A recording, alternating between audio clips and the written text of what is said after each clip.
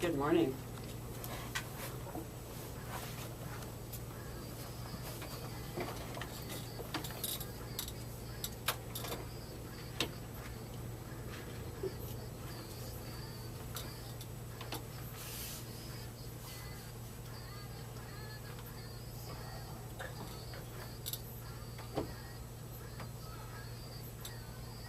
Hey, welcome to the Kwamie Lassiter Sports Talk. We in the studio with Alex, Clancy, Deborah, Dubree from YourClearEdge.com. Check that out. Definitely, we'll talk about a little bit more of that on the show.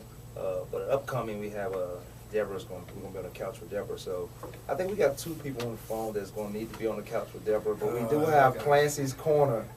We have Clancy's Corner coming up in the second half of the show. But Kenya Simone, we have Samaj Kadir. Welcome to the show. These are both surprises. Let me let you guys know. I had no idea Kenya was gonna call in. Well, come on, Kenya, you gotta start calling a little bit more.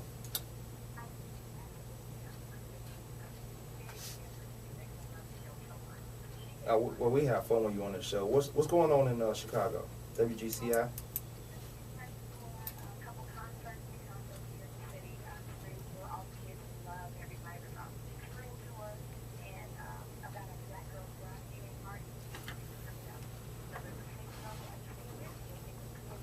Black girls. Well, how do we get tickets to that? Well, I assume we just get to Chicago, then we all set.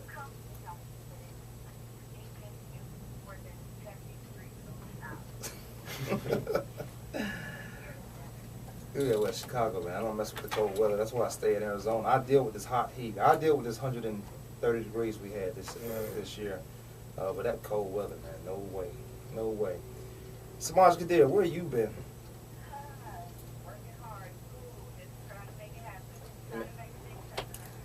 Make it happen, huh? That's what they saying now.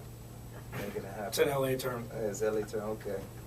All right, well, we appreciate you guys chiming in. What we're going to do is talk a little baseball. Chime in if you know a little bit something about it. But, you know, sports are sports. And we're going to do football. We're going to do a little injuries. We may get some psychoanalogies on some things from Deborah. But look, Alex, your St. Louis Cardinals could be in trouble. Texas Rangers went on 2-game win streak to move ahead of these guys 3-2 in the World Series. But there was a lot of things in play in these games coming up. Sure. Yeah. The big one that I saw was Texas gave up 9 hits in the last 2 games, which usually is a recipe for success. Their pitching it's come out of the woodworks. They had an 8 2/3 gem pitched by Holland in Game 4, and he struck out 7, only walked 2. Last night was really interesting. They intentionally walked Albert Pujols 3 times. Which was smart. Well, and everybody's like, let's do this, let's do this, let's do this, right. And then they actually did it, and it got a little hairy there. They had the bases loaded with 1 out, right. And they got out of it. Those are the things that are going to come with putting people on base on purpose. When the first guy struck out, the decision to walk Albert Pujols was made right away. Sure. Because you had that 1 out, you walk him, you bring up somebody who puts it in play, then you can work on that double play and get him out. The bases were loaded, as you said, but the smart decision is always to walk Albert Pujols, unless there's nobody on base and unless you have an 8-run lead. Yeah, especially after he hit 3 bombs 2 games ago in Game 3. Right. But there's like, and we talked about the things that how this game could have been, the outcome could have been different with plays at first base. Instant replay. Is baseball going to have to need more instant replay? Or you and I were talking about the sensors off the air. Yeah, after, in the 4th inning in Game 3, there was Matt Holliday obviously got tagged out. Mm-hmm. It led to a big 4-run inning, and it always begs the question, should there be more instant replay in baseball? Especially on bang plays, they go to the replay, it's either get it right or let it be. And the national pastime is baseball. America's pastime is baseball. So they've made the least amount of changes out of any sport. They do home runs to see if it went over the wall. They do, foul plays right, and stuff like and that. I think that it should stay as is. It's human error. That's the beauty of the sport. You win some, you lose some in this. An interesting point was in baseball, and I think baseball is probably the only sport that can do this if they go virtual because of the censors. I think they would have to have a umpire They will have to have somebody. Well, you don't have to have an infield. Just two umpires, one behind the plate and one in the infield. Other than that, when balls go out the park, you can review those from the camera. Mm-hmm. Well, at what point do you start making them just video games? Yeah, right. And that's exactly. That's what it's going to come to it. Yep. Yeah, exactly. Just play the game, and human error is part of it. We go back to if you have the human error, then you have to manage your emotions around it and just get better at what you're doing to overcome whatever the umpires are calling.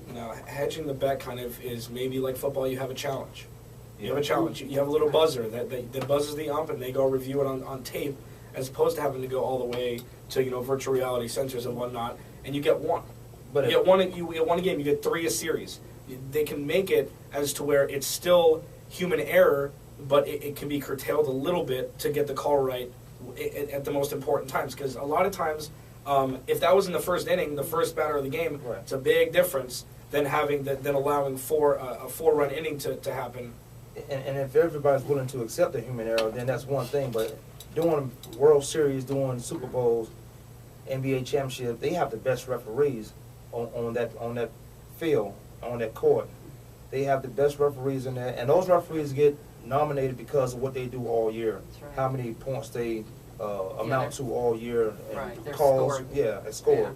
Yeah. They get graded all throughout the whole season to get into those big games, those World Series, those Super Bowls.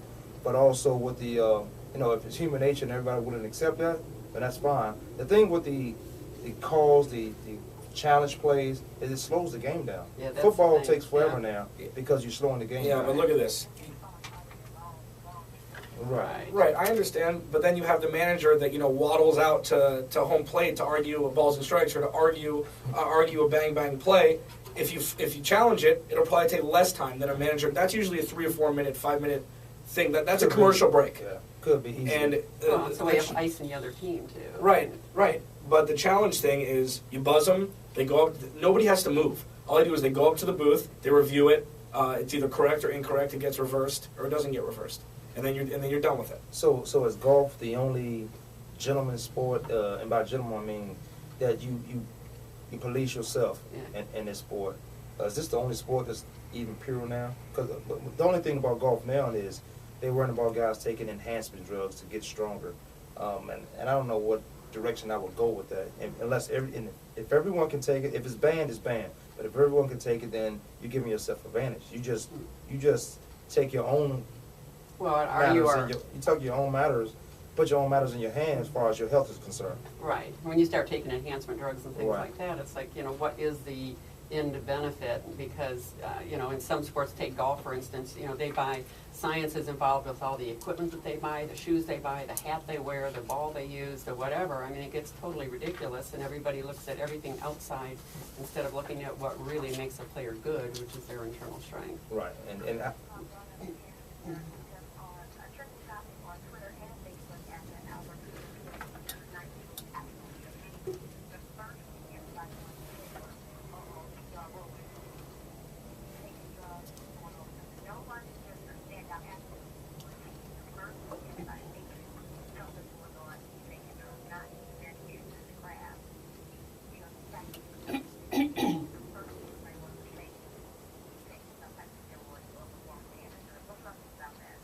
I'm totally against that's that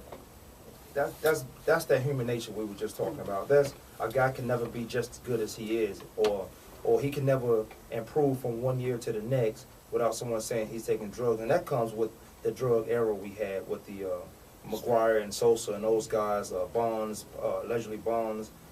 That comes in that era. I'll tell you what, the drug I try to get all my athletes on is the one that Derek Holland is on, which is his own personal being himself. I mean, he's just young and pure and having a lot of fun. He knows when to focus, when to get serious. He's playing the game straight up.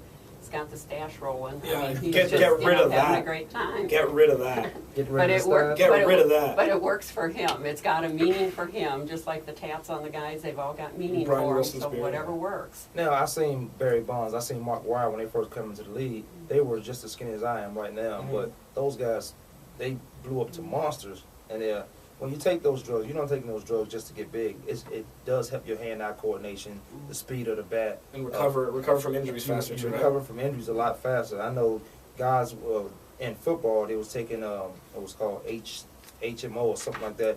It's the stuff they had hamstring problems. It's the stuff they rub on horses to get them back on the race real quick. There you go. And it gets into your skin, and it just your breath just smells like garbage, hot garbage. Yeah, but Something to look forward to. well, I've never had to take it, but but I'm skinny. I'm 200 Okay, we can pounds. talk about that later. Yeah, I'm 200 pounds. Ken, you don't be looking at my butt now. Oh God! See, he did it. See, you set him up for it. No, what I remember about Barry Bonds is I saw Rookie of the Year when I was younger, and he was in that for a split second, and he looked probably 60 pounds lighter than he was. And Albert Pujols, 60 pounds lighter than he ended up being when he hit 70. And you have Albert Pujols, who has never wavered. He might have gotten a little bit bigger, but his body structure stayed the same. Yeah. And I said, when he hits home runs, a lot of them are line drives because he's so strong, they just happen to get over the fence. And I said, when the Mitchell report came out, I said, if Albert Pujols ever roided, I will never watch baseball again because he's the only pure thing left in baseball from when he started to now. And I really hope that it continues to stay that way. Otherwise, there's going to be a lot of problems for baseball. Yeah, well, I like to see with those guys because he's always maintained. You see guys like A-Rod over in the Yankees that allegedly took some stuff. No, he didn't allegedly. He did take it, but then he tried to blame it on his cousin in Cuba somewhere. Whatever. Where he was. Yeah. But he never, and Alex, like you said, these guys take it to heal a lot quicker because he never got bigger or anything. He just was injured for a long time. When you get injured and you're trying to chase records, which he is, he's trying to chase a lot of records that are in front of him that he's pretty much close to. Within the next 3 years, he probably have some records. But then he's tainted with how does he get into that Hall of Fame with drugs? Because I still believe a guy like Pete Rose should be in the Hall of Fame. Pete Rose, Absolutely. No, I agree. Pete Rose bet when he was playing, not when he was managing. Right. And it's crazy to keep a guy out there for life when these guys right now are doing crazier things. So Kenya, to answer your question, I don't listen to that talk. A guy can be as good as he is just because he worked harder. I know a lot of guys that are real good that didn't. I've never seen any steroids. I never heard the talk of steroids or did anything. And you don't have to take it because you're already one of the best in the world. It's just those injuries. Yeah, it's a lot of pressure to stay on the field, be on the field. I was undrafted. I could have easily started taking steroids if I didn't believe I had enough to make teams and stuff like that. I watched these guys play when I first got here. I'm like, I can play with these guys. It's just another level. They're the same guys. It's just another level. Well, and you hit on it right there when you said if you would have believed that that's what it would take, and instead you had a different belief, and you believed in yourself and your skills and your talents, and you made it work. Where if these guys believe they have to go outside of themselves to find something else to make them better, then that's where they're going to go. It's like taking a placebo. You know? Right. And I don't want because you see these little kids playing at these different levels, and you go to different cities, states and cities. These guys are outstanding athletes, but they start taking steroids at a young age, and for no reason. And all you're doing is messing up your health that you're not going to be able to recover from unless some magical scientific drug come out overseas that you can go over there to get, but we won't have a lot. There's a lot of things we don't have in this country that you can get somewhere else, and it's legal. Well, and the reason they start taking that stuff is because the expectations that are put on them, not only by themselves, but mostly by, parents and coaches and everybody else around them, put so much pressure on them, they think they've got to do something in order to get the appreciation that they really want. Yeah. Well, okay, look, we'll take a break. We're going to come back, and we got a Clancy's Corner. He has, I guess he has something to talk about. I don't know. I do have something to talk about. And then, I do. Believe it or not. Believe it or not, Kwamie, I do. Okay, and then we hit on some Tebow right after the Clancy Corner, but we'll talk a little bit about what you have going on. All right. Hey, this is Kwamie Lassiter Sports Talk. Alex Clancy in the studio, Deborah Dubree. Got Ken Simone and Samaj Kadir online.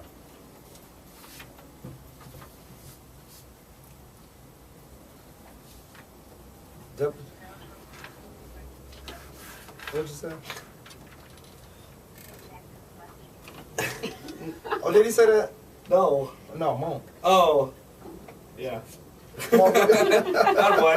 You did. Oh, wow. Let me call Omar. Let me just call him from the car. So I'm gonna go. Nobody left a message.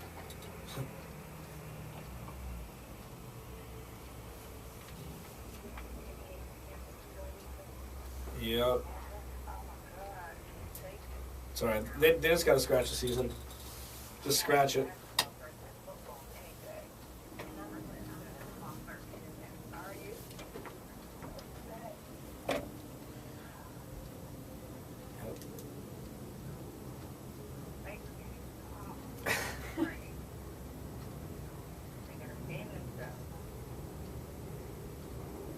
Something's gotta happen. They didn't deserve to win last year anyways. That's tough for me to say, but they didn't. Yeah.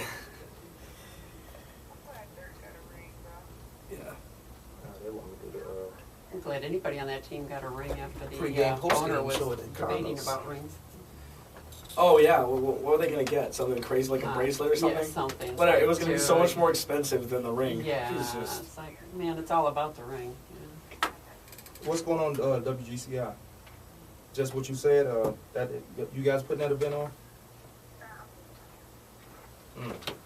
You a big head over in Chicago, huh? You got them shades on?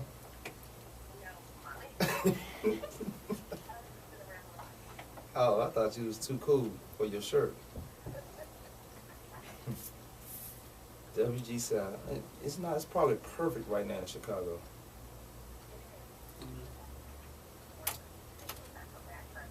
I'm gonna get out there. I got a place to stay. I need to get out there.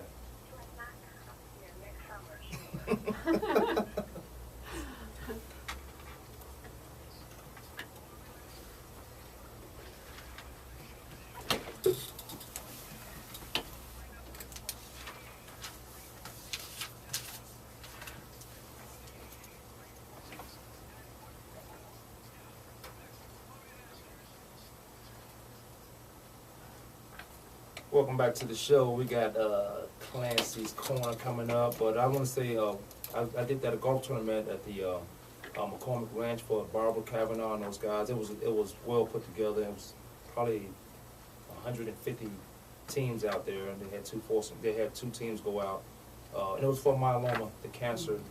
So check out the website. It's www.myelomaaz.org, and it was a good event, but it does bring awareness to what the cancer is. There's so many cancers out there, man, that's attacking us that you can't even, is it the foods we eating, or is it the, I don't want to turn this into a round table, but Every time you turn around, it's something different, It's too. something different. Yeah.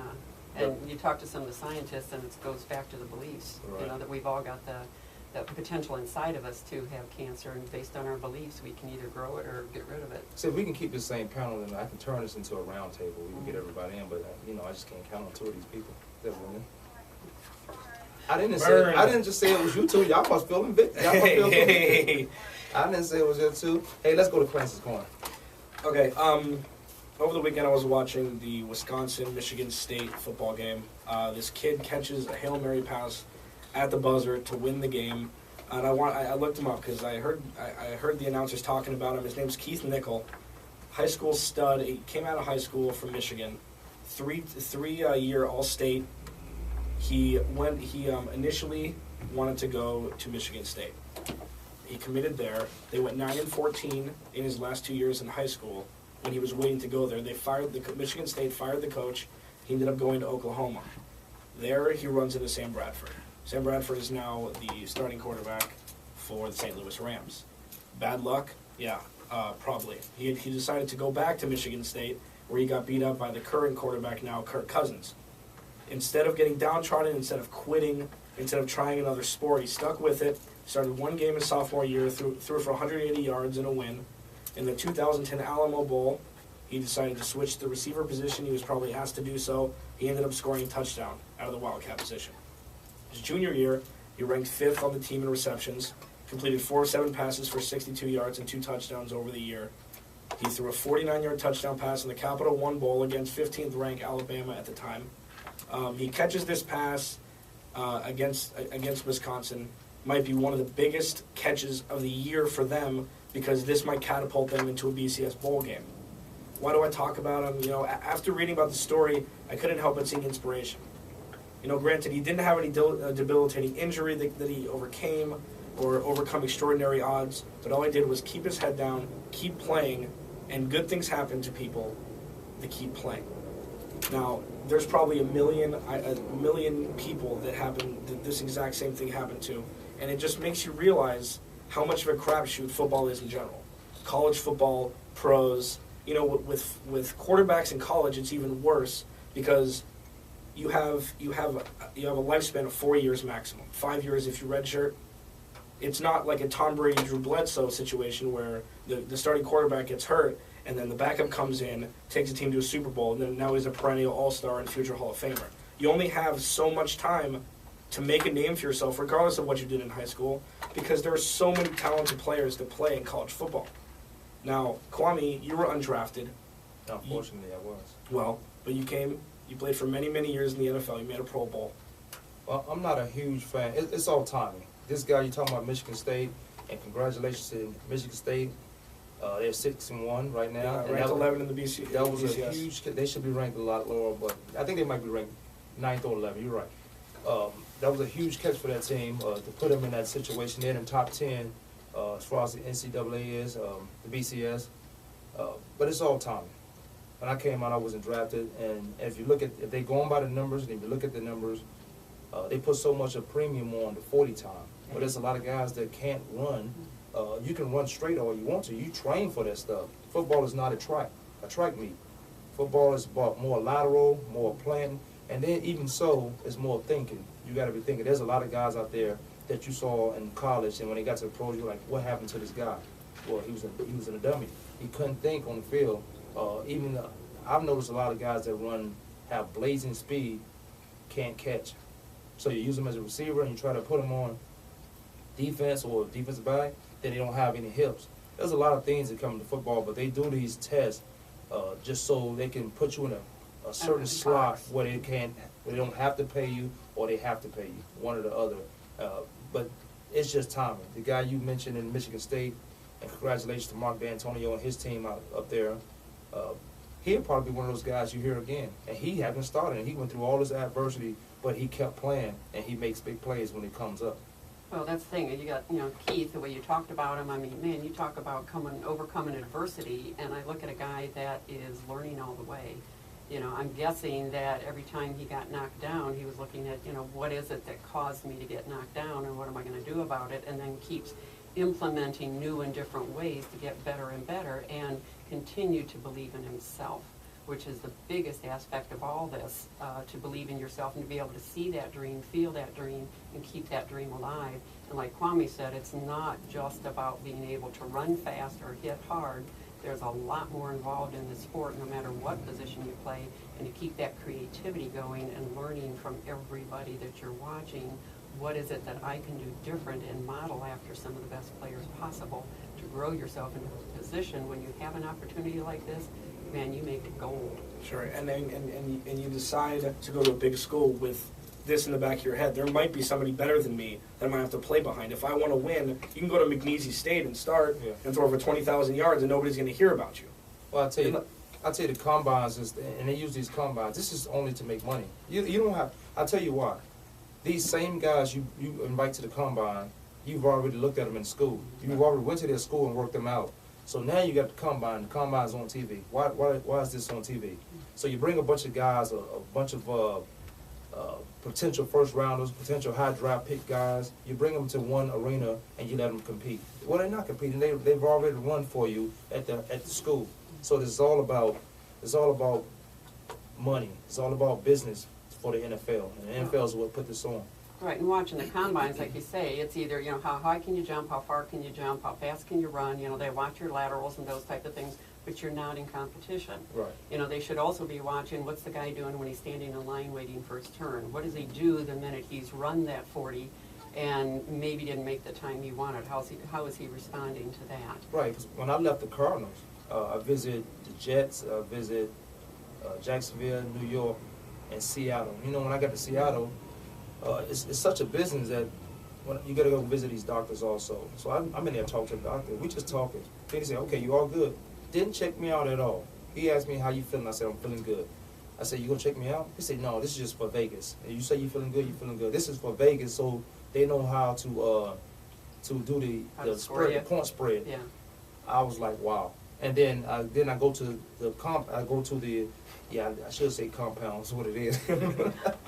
I go to the facilities in Seattle, and they say, I say, we doing any running or anything? He says, no, we already know you can play.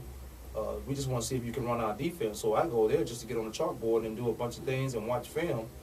And that's what it should be. That's how it should be, the way Seattle does it. Because the combine right now are already seeing these guys. So you don't have to really go in there. It's all about money. You don't have to really go in there and just select a few guys. There are some diamond in the rough. If I was a scout, I'm going to all the black colleges to get some players. I'm going to get, if you want just speed, then that's where I'm going. Right. And when I prepare my guys,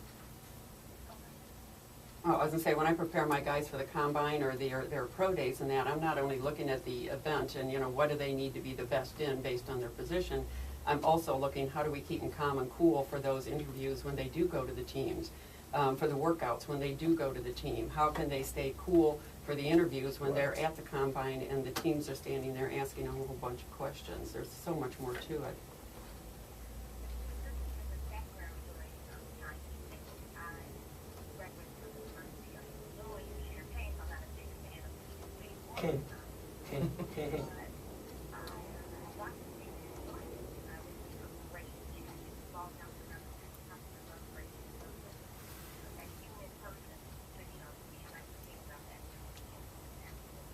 Yeah, I mean, he's also just a victim of the beast, which is Big Brother. You have the NFL, and then which is always overlooking everything, as you said, Kwamie. And then you play for these coaches that really just want to keep their jobs. It isn't high school anymore. It's not Pee Wee. They're not going to play you just to play you. You have to earn a spot somewhere, and they didn't have to make him a wide receiver at Michigan State. No. Because he was a third-string quarterback at Oklahoma. So even though Sam Bradford got hurt in the year that he was there, he wasn't going to play anyways. So he transferred. He's like, if I want to play and I want to win, I'm going to help the team in any way that I possibly can. He's going to swallow his pride. He was probably told since he was 5 years old that he was the best anybody had ever seen. And he was probably on his teams. And you're right. If he wanted to play anything you want to do, if you want to do that, then you just concentrate. You find a way to get in. And he could have been third-string quarterback and wasn't going to play at all unless some dramatic happened. Both quarterbacks got hurt. Right. And sometimes they still overlook you. They'll put a running back in there, and then they go to that Wildcat in these days. But what was just as impressive in that game is that Michigan State didn't have any penalties in that game. I've never seen a penalty-free game ever. I've never seen a penalty-free game. Michigan State didn't have, any penalties in that game. How is that possible? And maybe the referees didn't call a lot of things. and the referees officiating, not only in college, but on a bigger scale, let's say the NFL, and in college is probably just as big a business as the National Football League. The officiating sucks. These guys, I think these guys should be in their 40s, 50s, that can run with these world-class out there. You got dentists, doctors, and lawyers and out there trying to run with these world-class out there and missing calls. They're wannabes. Yeah, but I mean, you can call holding on every play in football, right? Easily. So it's all selective. Yeah, but not down the field when you can't. See it. You can't see it. You can't run with these guys. No referee in this league can run with these these skill guys. You can call PI from 15 yards back, though. Yeah, I don't think so. Because it's a fight. It's both when the ball is in the air, they are both entitled to that ball, as long as you're not holding each other. But you can arm wrestle with each other the whole time. But they're watching the players. They don't care what's going on in the play. If that's them, they're watching Mike Wallace scream down the field like he did against Arizona. You're only watching one thing. As long as you don't impede Mike Wallace from catching the ball. But if you stand in the spot and Mike Wallace runs to you, that's offensive pass interference. Yeah. That's so. Which is called, rarely. 7 times a year? Yeah. And I do want to talk a little bit Tebow, because Tebow played against the, and we only got a minute left, but we got 2 more seconds. We got another segment after that. Let's come back. Let's talk Tebow. Let's talk NFL. Get into some NFL. We may squeeze a little basketball in. Older part needs supposed to call in, but I'm gonna have some few words for him. Hey, this is Kwamie Sports Talk. We got Alex Clancy in the studio, Deborah Dubree, YourClearEdge.com, Kenyon Simone, WGCI, and Samaj Kadir in LA. We'll be back in a minute.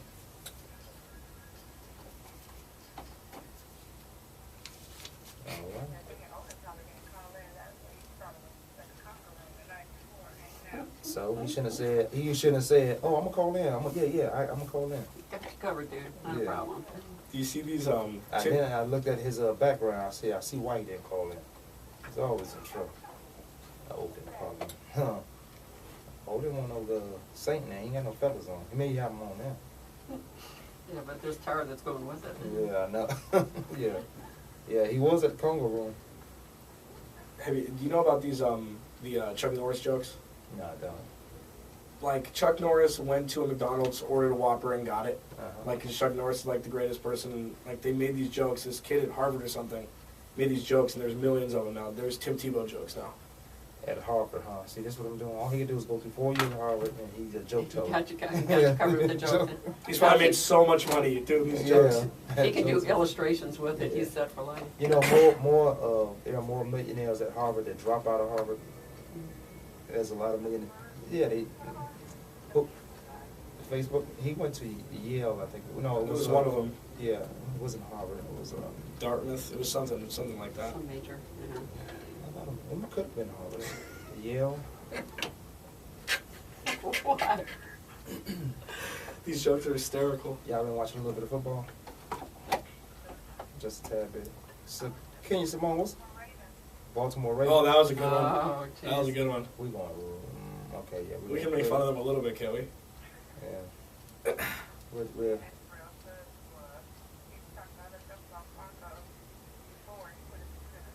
Flacco's he should be more elite than he is now. This is fifth year in the When you league. made the playoffs, first four. Yeah, and that was a record. Stop Ray Rice. Stop the Ravens. That's what it is. Shoot, that didn't happen last night. Hey.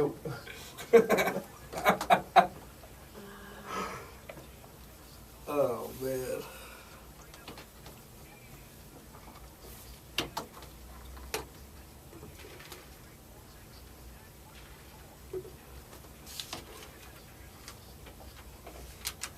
Welcome back to Kwamie. Welcome back to the show. We were about to talk Tim Tebow, and Alex is really I'm thinking he's a huge Tim Tebow fan, and as an athlete, Tim Tebow he's nowhere in the top 100. As a person, he's somewhere in the top 100, and that's from the outside looking in as a person, because I don't know the guy, never been anywhere with him, just watched him from the TV screen, watched him from stadiums. Now, we make excuses for everybody that plays like Tebow, or Tebow that plays like Michael Vick, or Vince Young, or who's another running quarterback that tries to pass the ball. And these guys have gotten better. I'm not saying Tebow is not going to get any better, but I'm not going to make the excuse and shorten down my package and expect to win football games with that guy. The Miami Dolphins has a pretty good defense, but a terrible offense. Yeah. Tim Tebow, he ended up coming back in the fourth quarter, but didn't do anything for 3.5. Well, didn't do anything for 4 quarters of that until half of the quarter when he put up 15 points. Who had more points at the end of the game? I'm sorry? Who had more points at the end of the game? The Denver Broncos. Yes, he did. That don't mean Tebow won the game. Correct. But he brought them back. Okay, if Tom Brady would have done this, Tom Brady when he came in with all the hype and all that, Tom Brady was a 6th-round draft pick. If Tim Tebow was a 3rd rounder, then he'll be all that he's supposed to be. Tim, you got to make light and make reasons for this guy playing. If the Denver Broncos don't play him, they're gonna ask, why are you not playing this guy? Why Kyle Orton is not a bad quarterback at all. It's just who follows Tim Tebow can get those these guys behind him that's on his team, and that's what you're looking for. How many guys can I get on that football field that's following each other? okay, my whole point is people are telling him what he can and cannot do. Let him prove to us what he can and cannot do. He played 3 games last year, or 4 games last year, 4. when it didn't matter. When it didn't matter. Are you trying to confuse me? No. If it's that easy, yeah. I was gonna say, give me a second. This year, in theory, they could still make the playoffs. In theory, they could still make the playoffs. Last year, they were out of playoff contention. Let the kid play.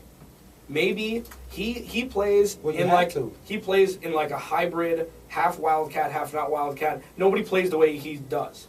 So maybe it's going to work. I'm saying let him show us that he can't play. Nobody plays like him. He's playing like when Michael Vick came in the league, that's He's exactly how not. he Michael played. Vick is so much faster than him and not as big. It's different. Tim Tebow came in as a running quarterback. They worked this guy all off season after his collegiate career to try to make him a passing quarterback. Tim Tebow, everybody told him he couldn't do this, couldn't do that. Tim Tebow showing us he can't do it. He goes back in trouble. He goes back to his old mechanics. He's and 1-0. doesn't win. He's 1-0. He's 1-0. That's one game. That's it. That's He's in it. the league 2 years. Well, because he hasn't started an important game yet. And Granted, it was against the every worst game team. in the National Football League is important. I don't know which game is not important. Not when it's not in playoff contention. It's different. Let me tell you why these games are important. Because Baltimore Ravens in January, they're going to have problems because they lost their game last I night agree. to Jacksonville. I agree. Tim Tebow, in my opinion, he's trash. He's not good. 13 of 27. He wouldn't be my quarterback. I would have drafted Tim Tebow in the 3rd round. I would have thought I had the best draft in the world, best steal in the world. I agree that he needs work and he might not or probably will not succeed, but you got to let him try. I don't have to. That's fine. That's right. They're going to. Yeah, the Broncos have to justify that 1st round pick. Well, they're the happiest people alive. They're the happiest people alive. The suits of the Broncos are the happiest because it's a win-win. One, he does well and they're godsends. Number 2, he doesn't and the fans can shut up and they can get a real quarterback in there and they can win. It's a win-win. They fold in their season on Tim Tebow. Yeah, you got to do it once. No, you don't. You wasted a 1st round pick on him otherwise. And they lost Brandon Lloyd to St. Louis Rams. Right. Tim Tebow, and granted, he doesn't have anybody to throw to. Yeah. Running game is suspect, but Yeah. there are a lot of teams like that. You guys are so right and so wrong all at the same time. But here's the thing, what I'm looking at is the game important? Yeah, dude, every game's important. There's no doubt about that. It's not only the game and the win, which is obviously important, but what are the, what are you setting up for the next time around? What are the patterns and the routines that you're setting up for the next time around? I look at a guy like Tebow or a guy like Vic, and you look at their natural style.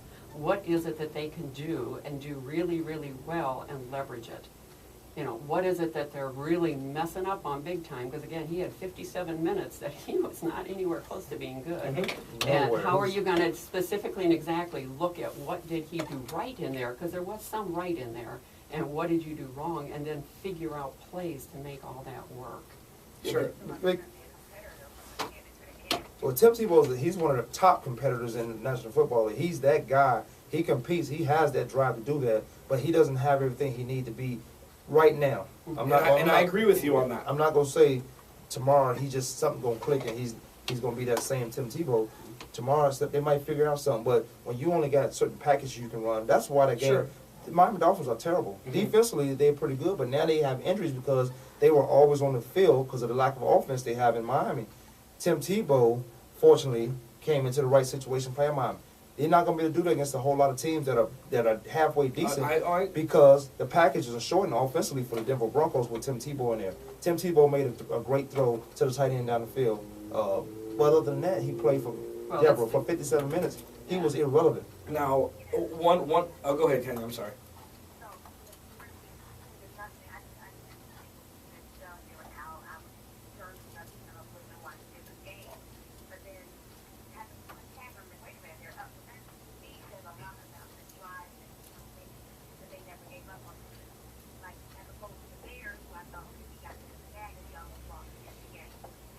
Right. I don't think Tim Tebow will ever give up in a football game. I don't see that in him because he's so hungry. He has a drive. He has what Alex is talking about. See, if I like a guy, I can take my fan hat off and critically critique him, but that's just my opinion. I mean, the guy in Michigan State, Tim Tebow, they've been telling this guy, putting him at the back of the line for the whole time, but he's still finding a way to be noticed, have his name called. Tim Tebow, I'm telling you, in the 3rd round, and I say this all the way until his career is over, because this is what I feel. He would have been the steal of the draft if somebody got him in the 3rd round. Now, in the 1st round, you just put a lot of pressure on him to be a starting quarterback. Tim Tebow, what is he, 6 foot? Something. 6 foot tall? And that has nothing to do with anything because Dubree is 5'11", and he's one of the top quarterbacks. Yeah. He listed at 5'11" and 3/4, but he's one of the top quarterbacks. Yeah. But what Deborah, you were saying, take what these guys do well and leverage that. Michael Vick you get him outside the pocket. Don McNair, you get him outside the pocket. You get all these guys outside the pocket. Jay Cutler has probably one of the strongest arms in the league, but he has no receivers. And if he can stay off his back. He has no one to throw to. Right. Yeah, and Jay Cutler can run, but he's always running because of the pressure on him. That offensive line over there stinks. He was sacked 57 times last year. Keep Jay Cutler standing straight up. Chicago Bears is probably deep into the playoffs. Yeah. But Michael Vick rolled out. Well, He puts a lot of pressure on defense because now you got a linebacker try to cover, and he has the option to throw the ball. Michael Vick has a strong arm. He has one of the tightest sparrows in the game. So, I mean, you take what these guys do best, and you build the package around them. Tim Tebow, you got to run a Wildcat. He's half Wildcat and not. So here, let's look at the positives from the game. Ran the ball for 65 It's yards gonna on be the 8 last 3 minutes. Go. Okay. Ran the ball, 65 yards, 8 carries. Completed a pass to 7 different receivers. Which is good. The big one, 0 turnovers. On his incompletions, no matter how heinously they were thrown, he never, yeah, Deborah. He never. Don't you point your finger at me, dude. He can't I'll do take it. you down. They can't see that. But he might have thrown the ball 15 yards over the receiver's head, but he never threw it right into the middle linebacker that he didn't see. He never fumbled the ball against these big boys that he's playing against. Now, we'll see next week when Ndamukong Suh's coming at him with Detroit. We'll see how he handles himself then. Detroit gonna kill him. Are you? How big of a Tim Tebow fan are you? I just want to know because I'm not. Because I'm not. I wasn't until this year. I believe in the story of him. He's easy to hate because there's nothing wrong with him. He's never done anything wrong. He's a very religious guy. The media is making him out to be this holier than thou when he probably doesn't even think of that of himself. So it's really hard to hate somebody that has done nothing wrong. Well, the media is what it is, and you part of the media. You talking about him right now, so it is what it is. Let's get off Tim Tebow because that's too much time. All right. Let's talk about these injuries, man. Do you equate the off season and the way these guys came into the season with all these injuries they have? We have Tashard Schwartz, he's out. We have Sebastian Janikowski, he could be out. 2 weeks off. Darren McFadden, Andre Johnson, Craig Jennings, Ernest Graham. We have who else is out there? Tim Hightower, he's out for the season. Yeah, so is Ernest Graham. And Willis McGahee has a broken hand, so he'll be back in 2 weeks. Santana Moss 5 to 7 weeks. Now we've talked about this before. Sure. That this shortened off season, these guys not being able to prepare with their team, being out for the year. Santana Moss, Matt Stafford, he's day to day because he had an MRI, and he has a game coming up against Denver Broncos. Tim Hightower, we mentioned Chris Beanie Wells. Thought he was going to be out for the season, but it's just a bone bruise. But he's a Big Ten guy. They soft as crap anyway. Oh God. Blunt, likes the Bears, but he will be there. But you guys credit these injuries, and we got 2 minutes before break, to a lot of this shortened off season that these guys not being prepared the way they used to, and then there's only 14 hitting practice in camp. Absolutely. It's a type of injuries. Go ahead, Deborah. Sorry. Oh, Yeah, no, go ahead. Go ahead. No, I was just waiting for the and then. Yeah, but he gave you the hand again. Yeah. He on I that, can't see it. If it was, Alex on that Bob and Whitney right now. Anyway, in a Z formation. You're gonna villainize me again. No, it's hamstrings, it's ACLs. It's not. Yeah. The hand one's different. The McFadden one, right, and then Beanie Wells, but that's just lack of conditioning. The hamstrings especially. Hamstrings come from not being able to be on that field. Is I've said these guys are going to be hurt when the season started. And I think it's a combination of what you guys just said as far as not being prepared because of the short, season preparing, but also anytime an injury happens, that can open up not only yourself but anybody else that's seen what just happened to more injury because now self-doubt starts coming in. So you start playing a little more cautious instead of the really gutsy and risky type of playing, and it can open you up to a potential injury as well. Well, Mark Ingram, they didn't have a running game over there in New Orleans anyway, but I wonder why they drafted the guy in the first round. Julio Jones is out for the Atlanta Falcons, and they playing a lot better without him because you all of a sudden get this new toy in the first round, and you feel like you have to change who you are identity-wise as an offense. Run the ball with Michael Turner, I'm sorry. Mm-hmm. Run the ball with Michael Turner, and that's how they won games. That's how they win games. And Gonzalez just went to the second in receptions. I think he has 1,105 receptions, just past Chris Carter and There was another guy that was in. I knew about Chris Carter. Yeah, but then another guy who was in Indianapolis coach with Peyton Manning. Harrison? Marvin Harrison. Jerry Rice is the only thing his way, but he's never. Nobody's ever gonna get there. He's never gonna get that. He's never gonna get that. He needs about 500 more yards, 400 more receptions. Yes. Not gonna happen. But as a tight end, he's outpassed everyone as far as reception.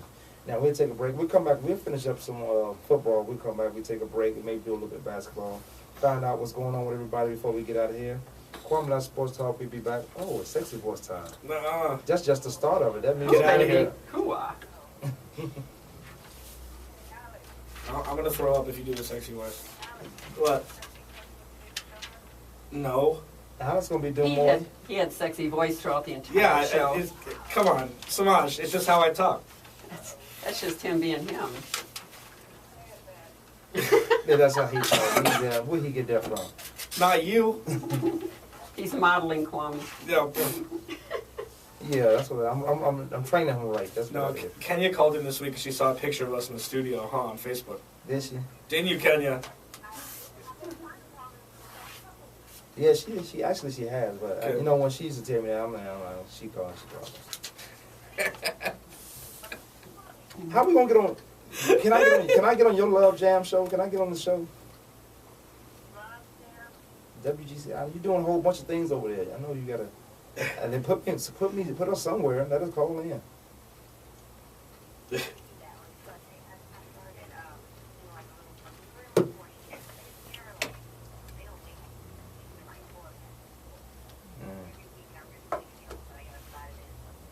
I know you do.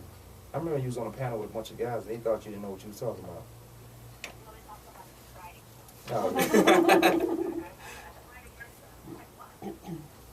Yeah, back up, dude. Huh? Yeah, I don't know. Yeah, because Kenya always been on top of her sports game. There's only been Chicago Bulls, Chicago Bears, and Chicago White Sox. Chicago White Sox like their coach. I mean, their manager.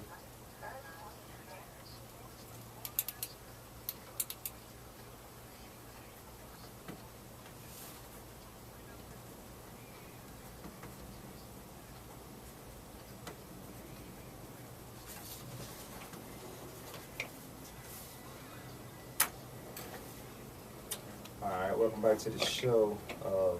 Mom, don't you ever do it again. That's got to be the music part right there. I got to get my sexy voice. You're going to call him on blast because of the sexy voice? No, Mom used to hit me up. I don't know if he's in there drinking or something like that. He had Kahlua in his Wrong coffee. Kool-Aid. Yeah. But hey, welcome back to the show. This is Kwamie Lassiter Sports Talk. Alex in the studio. This is the last segment. Deborah Dubree, YourClayEdge.com, Kenya Simone, and Samaj Kadir. I'm still taken back by these two guys calling in. Yeah.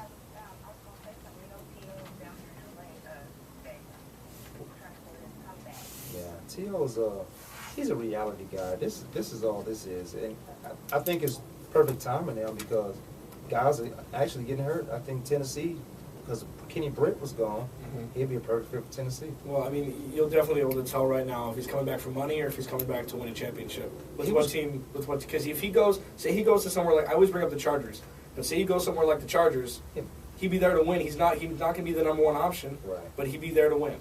If he goes somewhere like Tennessee, he's going for a paycheck. And he could be that third guy in San Diego because they got They'd two be gross. outstanding. They'd be filthy.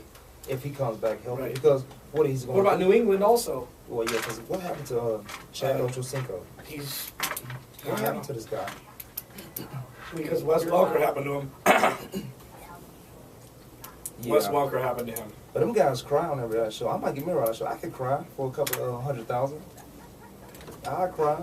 You do it on YouTube for free. I can't be crying on YouTube. Do the Stephon Marbury. Just eat petroleum jelly like he did. But this workout, I think he does want to play. But he was crying talking about he had to. I wonder he said he had a lot of financial stuff going on one of his shows.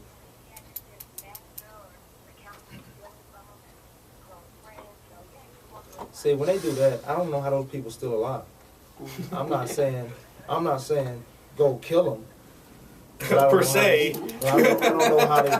You are stealing from You still in. There are places you can disappear. Yeah. Oh man, Well, he must not be in Arizona because. But we used to, a in lot of desert out construction, here. in construction, I always kept a watch on where we were putting footings down, so I knew where I could put the bodies. Three bodies. You gotta go deeper than 6 foot, but I don't know. Yeah, he would be coming back for, depending on, like Alex said, depending on which team it is, he'll be coming back for the money. But unfortunately, guys need Tim Tebow like they need Tiki Barber right now. There's a lot of running backs going down. Tiki Barber could actually come back in the mix because he's healthy, he's fresh. He left the game on top. He wasn't injured when he left, so this would be a good situation, good time for those guys to come back. Yeah, he came back wearing number 45. He came back with a smoking jacket on. He should have stayed retired. Yeah, an ascot. A smoking jacket and an ascot. I'm like, 45. Who was that? That was his brother's number. Yeah, that's too bad because Michael Jordan is the greatest of all time. I don't want to debate that on Hey, air. hey, Kenya, what's going on with Matt Forte? Why doesn't he have a contract yet? This guy's the best running back in the league right now.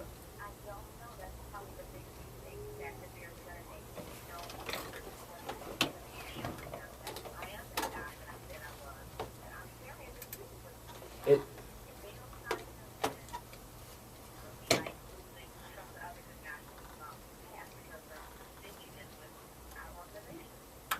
just like the Arizona Cardinals used to be. I got 2 words for why he doesn't have a contract. His name is Chris Johnson. But I was going to bring that up. But Chris Johnson, you got to accredit that. The only Kevin Maguire is the only person that's not on the offensive line. And head coach Munchuk, that's his fault. That's a passing offensive line. Right. They need to find a way to give him the ball. Before when Kevin Maguire was there, he had those guys pushing forward.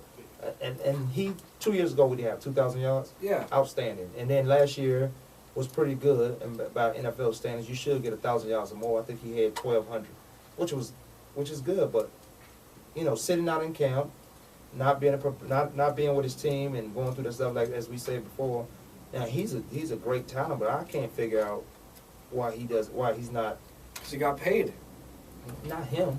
Chris Johnson. Chris Johnson used to come out of the backfield and catch passes just like Matt Forte. Right, but he's still a young guy. Matt Forte, if you remember, Matt Forte is in that Mike Moss offense. So all they need is another receiver, like a standout receiver. Then you'll have that what we saw in St. Louis when they won the Super Bowls, because they have a running back that was similar to running back that St. Louis had. What is his name? Marshall Faulk. They have that. He's just like that. Can do all those things in those packages.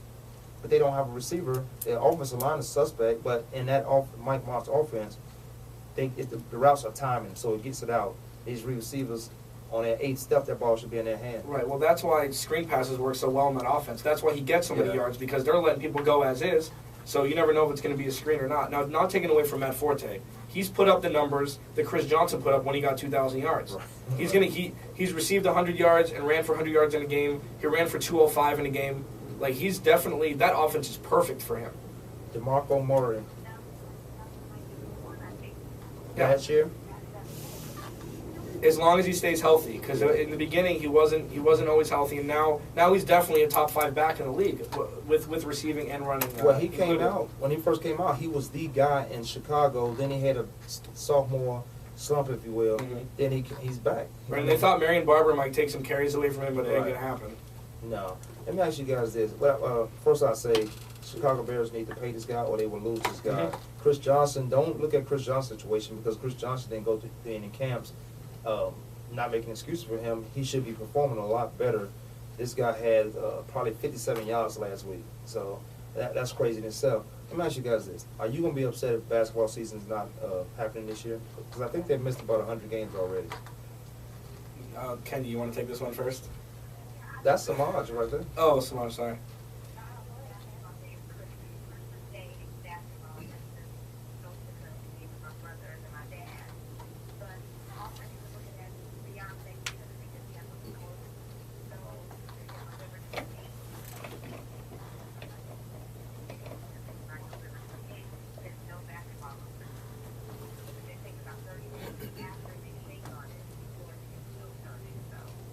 Well, yeah, and they get into situations like, know, the players are not going to accept the 50-50 that the owners want. Right. I'm not sure. I don't know their numbers, the money-wise. I'm probably sure it's public. But, you know, 50-50 for a business that the owner started, 50-50 for the products. They got to come to some type of agreement where they got to get this one voted, because then ultimately you're going to lose a lot of fans. The fans are not going to be in the stage. And then you got these guys going overseas, which I think basketball is going to happen anyway, because they pay you more. They able to pay you, and for less time. Contracts are limited. Now you got Allen Iverson hosting 2-day tournaments in Vegas. He's hosting a 2-day NBA tournament in Vegas, and this is what these guys are doing to supplement their. I wouldn't say supplement their income, but they getting paid.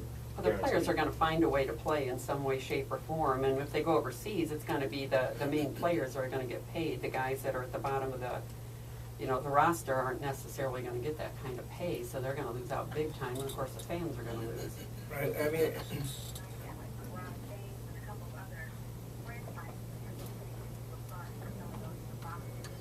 yeah, I think that's excellent. And I think that's excellent, because there is an extreme of who's getting paid and who's not. I think that'll never happen in football, because football guys are different, but basketball, their contracts are not guaranteed, I guess. But that is huge what the NBA guys are doing for those guys who just coming in the league, who's like second round picks. They're not getting money. We got about 45 seconds. Anybody has anything? I think that 45 I seconds. think they should just scrap the season. Billy Hunter's doing a great job not budging For the players. for the players. Yeah. This is very baseball. Baseball's got the toughest, strongest union out of all the sports, and I think that I think that if they scrap the whole season, the good things will happen for the players later on.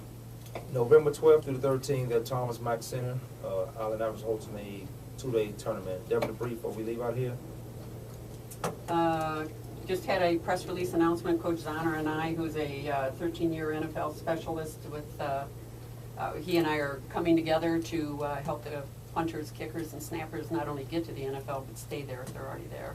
I got something for the NFL alumni guys. It's a second career, second stage plan. So we'll be holding meetings. I get a couple people in there, talk about their workman's comp and things like that.